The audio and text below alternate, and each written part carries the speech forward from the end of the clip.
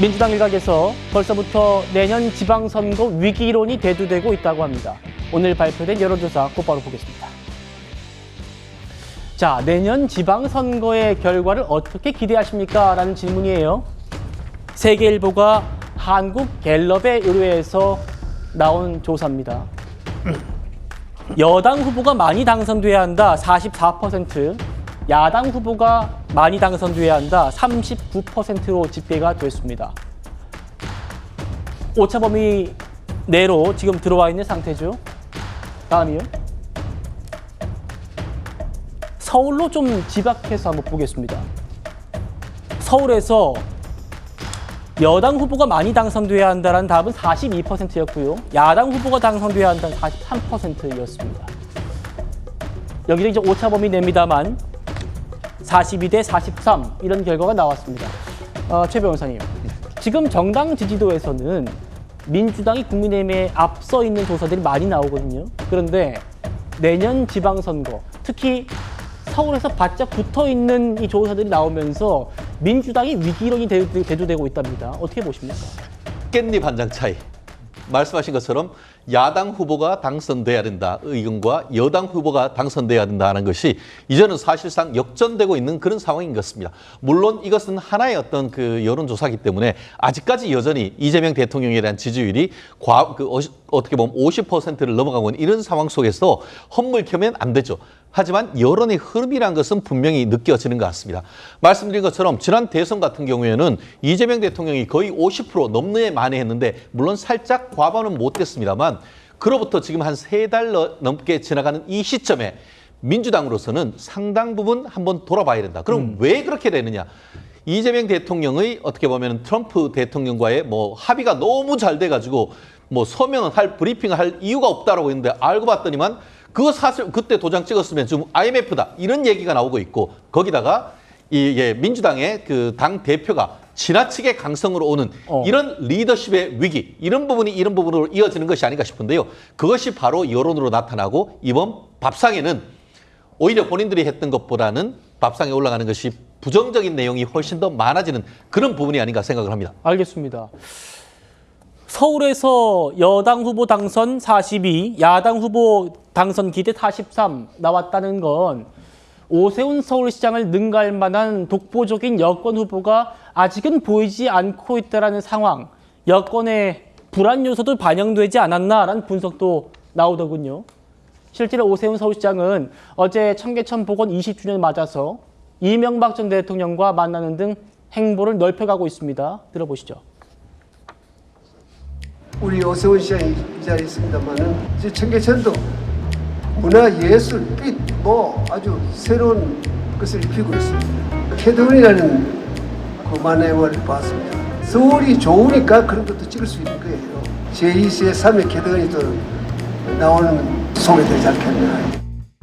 20회 전 전 대통령님의 과감한 결단이 서울의 운명을 바꾸고 있습니다. 청계천의 기적은 아직 끝나지 않았습니다. 서울시는 청계천의 정신을 이어서 지천 곳곳에서 더 크고 더 풍요로운 변화를 만들어가겠습니다. 자, 이 청계천 통수 20주년 맞아가지고 또 부각되는 인물이 있는데 바로 서울시장 출마설이 또 거론되고 있는 김민석 총리입니다. 보여주십시오. 당시에 이제 이명박 서울시장 후보와 맞붙었던 후보였죠. 그때는 청계천 복원을 반대했었습니다. 그 이후에 이런 소회를 밝히기도 했습니다. 내가 뭐가 실책이었다. 2002년도 서울시장 후보로 나간 것은 네. 당시로서는 빠른 면이 있죠. 제가 굉장히 나이 젊었을 때죠. 38이었기 때문에 당시로서는 제가 이명박 후보하고 결혼했는데 네. 다른 대안이 없었어요. 그 당시로서는 당에. 시계를 돌리면 서울시장 그때 안 나갔겠죠. 글쎄요. 그럴 수도 있죠. 그죠? 김민석 총리 모습 보셨는데 홍익표 대표님, 이 얘기를 좀 질문 드려보고 싶습니다. 지금 민주당 내에서 서울시장 나가겠다라고 지금 얘기를 하는 분들 또 자천타천 나오는 분들이 10명이 넘습니다. 그래서 오늘도 뭐 출마를 염두에 둔 발언들도 나왔는데 전현희 의원이나 서영교 의원 같은 경우에 그랬고 오늘 뭐 몇몇 보도 보니까 이 위기감 때문에 어떤 경제인 출신들을 영입하려고 한다. 이명박 케이스처럼 이런 보도도 봤어요. 그런데 이 서울시장 후보군 중에 한 분으로 또 송익표 대표님이 거론되더라고요. 이 상황 어떻게 보십니까? 오늘 유달리 저와 관련된 게 보도가 많이 되는데 예. 그 서울에 대한 좀 과학적 분석이 필요합니다. 왜 그러냐면 2020년 소위 부동산 파동 이후에 서울의 민심은 민주당한테 그렇게 썩 우호적이지 않았어요. 일관되게. 지금 이게 어제 오늘의 문제는 아니고요.